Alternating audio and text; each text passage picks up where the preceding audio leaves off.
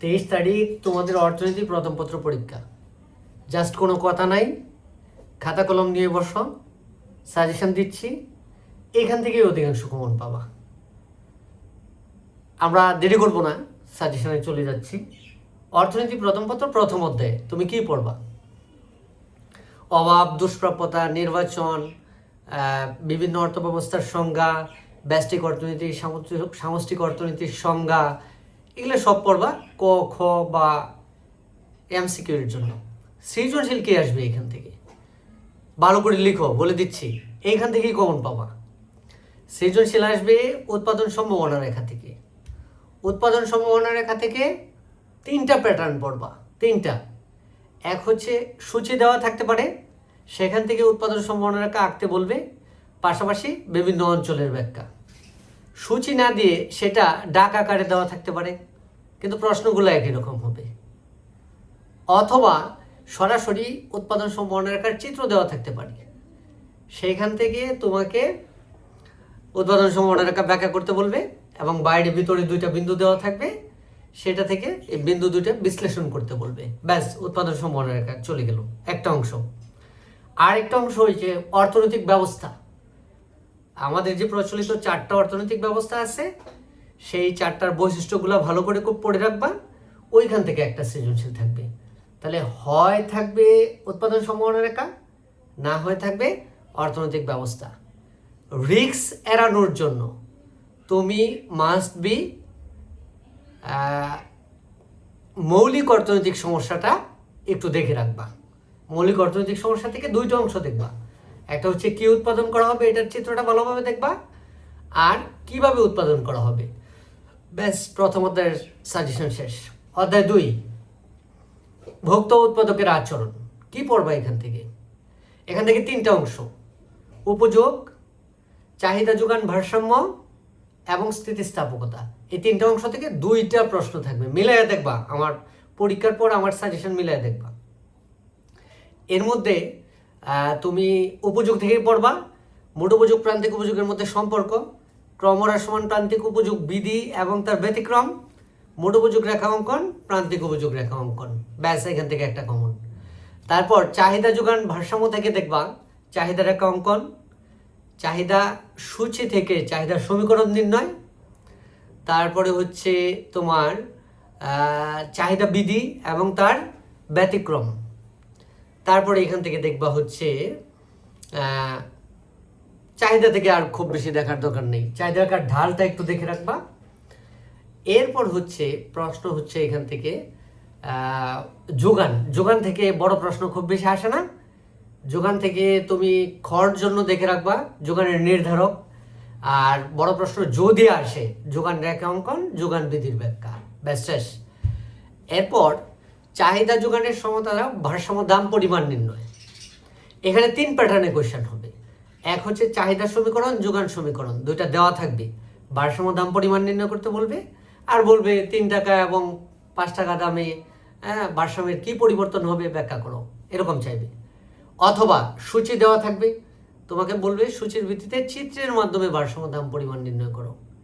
এবং ভারসাম্য দামের উপরে নিচে যে দাম 2টা থাকবে, বলবে 3 টাকা এবং 5 টাকা দামে উদ্দীপক অনুযায়ী ভারসাম্য পরিস্থিতির কি বাজার পরিস্থিতির উপর কি প্রভাব পড়বে। ব্যাস। আরেকটা যেটা থাকতে পারে, তোমার চিত্রটাই দেওয়া থাকতে পারে, তখন বলতে পারে চিত্রের ভিত্তিতে ভারসাম্য দাম পরিমাণ ব্যাখ্যা করো। 3 টাকা ও 5 টাকা দামে বাজার পরিস্থিতি ব্যাখ্যা করো। মানে প্রশ্ন কিন্তু একই রকম আসতেছে, উদ্দীপকটা থাকতেছে 3 প্যাটার্নে যে কোনো এক প্যাটার্নে থাকবে। তারপর হচ্ছে তোমার তৃতীয় অধ্যায় হচ্ছে উৎপাদন ব্যয় ও আয়। খুব শর্ট সাজেশন। ক্রমহ্রাস সমান প্রান্তিক উৎপাদন বিধি পড়বা। তারপর হচ্ছে উৎপাদন থেকে একটাই পড়বা, ক্রমহ্রাস সমান প্রান্তিক উৎপাদন বিধি, তার ব্যতিক্রম, মোট উৎপাদন এবং প্রান্তিক উৎপাদনের মধ্যে সম্পর্ক। ব্যাস। অথবা মোট উৎপাদন, গড় উৎপাদন, প্রান্তিক উৎপাদনের মধ্যে সম্পর্ক। তারপর পড়বা হচ্ছে ব্যয় থেকে পড়বা বিভিন্ন ব্যয় রেখা অঙ্কন। বিশেষভাবে পড়বা যে উদ্দীপকের ভিত্তিতে এমসি ও এসি রেখা অঙ্কন করে তাদের মধ্যে সম্পর্ক দেখাও। এমসি আর এসি রেখা একসাথে আঁকতে হবে, একে সম্পর্ক দেখাইতে হবে। এসি রেখা একে আকৃতির উপর মন্তব্য করো, এএফসি রেখার আকৃতির উপর মন্তব্য করো। বিশেষ বিশেষ এই প্রশ্নগুলো বেশি আসে। তারপর চলে আসো চতুর্থ অধ্যায়ে। চতুর্থ অধ্যায়ে থাকবে হচ্ছে বিশেষ করে পূর্ণ প্রতিযোগিতামূলক বাজার একচেটিয়া বাজারের মধ্যে পার্থক্য থাকতে পারে, পূর্ণ প্রতিযোগিতামূলক বাজারের স্বল্পকালীন ভারসাম্য, একচেটিয়া বাজারের স্বল্পকালীন ভারসাম্য। আর এইবার বিশেষভাবে যে প্রশ্নটা দেখবা সেটা হচ্ছে পূর্ণ প্রতিযোগিতামূলক বাজার অথবা একচেটিয়ামূলক বাজার দুইটার ক্ষেত্রেই কখন ফার্ম ক্ষতি স্বীকার করে উৎপাদন চালিয়ে যায় আর কখন ফার্ম তার উৎপাদন বন্ধ করে দেওয়ার সিদ্ধান্ত নেয়, শাটডাউন পয়েন্ট। এই দুটো খুব ভালো করে দেখবা, একটা আসার বিশেষ সম্ভাবনা আছে। এগুলো বাজার। তারপরে তুমি পঞ্চম অধ্যায় থেকে দেখবা, শ্রম বাজার থেকে দেখবা শ্রমের যোগান রেখা পশ্চাৎগামী হয় কেন। তারপর হচ্ছে মজুরি, আর্থিক মজুরি, প্রকৃত মজুরির মধ্যে পার্থক্যটা ভালো করে দেখবা, সৃজনশীলের জন্য এগুলো কিন্তু। তারপরে হচ্ছে তুমি দেখবা একই পেশায় মজুরির পার্থক্যের কারণ কি। তারপর হচ্ছে শ্রমের চাহিদা আর যোগান দ্বারা কিভাবে ভারসাম্য মজুরি নির্ধারিত হয়। এরপর হচ্ছে 6, 7 এগুলা তোমার ইচ্ছা, তুমি তোমার ইচ্ছা মতো পড়ে নিও। 9, 10 বলে দিচ্ছি। 9 থেকে দেখবা বিশেষ করে বিভিন্ন যে কি বলে জাতীয় আয় পরিমাপের যে 3টা পদ্ধতি, 3টাই খুব ভালো করে দেখবা। জিডিপি জিএনপির মধ্যে পার্থক্য দেখবা। তারপর হচ্ছে ব্যয় পদ্ধতিতে জাতীয় আয় নির্ণয়, Y equal C plus I plus G, C plus I plus D plus, অর্থাৎ জাতীয় আয় নির্ণয়ের যে অঙ্কগুলো আছে এগুলো খুব ভালোভাবে দেখবা। এগুলো একটা আসবেই।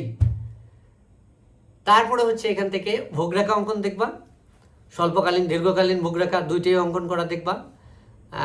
তারপর হচ্ছে সঞ্চয় বিনিয়োগের সমতা দ্বারা কীভাবে ভারসাম্য দাম পরিমাণটা নির্ণয় করা হয়, এগুলো একটু ভালোভাবে দেখবা। তারপর দশম অধ্যায় থেকে দেখবা তুমি মাস্ট বি দুইটা বলতেছি, এখান থেকে দুইটা পাবা। তুমি হচ্ছে মুদ্রার কার্যাবলী দেখবা। তারপর হচ্ছে ফিশারের অর্থের পরিমাণ তত্ত্বটা খুব ভালো করে দেখবা। এটার যে অঙ্কটা এটা ভালোভাবে করবা, ধরে নাও এটা আসছে, এরকম একটা গুরুত্বপূর্ণ প্রশ্ন। এটা হচ্ছে মুদ্রা থেকে। আর ব্যাংক থেকে পড়বা কেন্দ্রীয় ব্যাংক বাণিজ্যিক ব্যাংকের মধ্যে পার্থক্য পড়বা, বাণিজ্যিক ব্যাংকের বহুগুণিতক ঋণ সৃজন প্রক্রিয়া পড়বা। ইনশাল্লাহ আশা রাখি এই যে অল্প কিছু প্রশ্ন পড়লেই এইখান থেকে তুমি ফুল কমন পাবা এবং ফুল অ্যান্সার করতে পারবা। ধন্যবাদ সবাইকে। তারপরেও কারো কিছু জানার থাকলে ইউটিউবে এটা দিয়ে দিচ্ছি আমি, সেখানে কমেন্ট করবা, আমি আবার তোমাদের জানানোর চেষ্টা করবো ইনশাল্লাহ।